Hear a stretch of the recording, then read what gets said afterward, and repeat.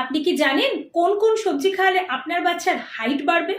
এক হচ্ছে মটরশুঁটি। মটরশুঁটিতে রয়েছে প্রচুর পরিমাণে লুটেন, প্রোটিন, ভিটামিন এবং ফাইবার, যা আপনার বাচ্চার স্বাভাবিক বৃদ্ধিতে সাহায্য করে। দুই হলো শালগম। শালগমেও কিন্তু প্রচুর হাইট বাড়ে, কারণ শালগমের মধ্যে রয়েছে ভিটামিন, প্রোটিন, মিনারেল, ফ্যাট এবং ফাইবার। তাই ডাক্তাররা বলে শালগম খেলেও হাইট বাড়ে। তিন, পালং শাক। পালং শাকের মধ্যে রয়েছে খনিজ, ভিটামিন এবং ফাইবার।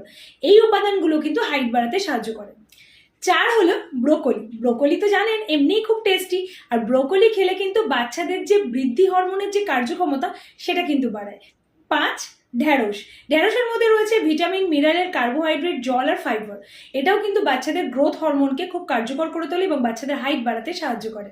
তাই আজ থেকে যদি আপনার বাচ্চার হাইট বাড়াতে চান, তাহলে এই 5টা সবজি অবশ্যই বাচ্চাকে খাওয়াবেন।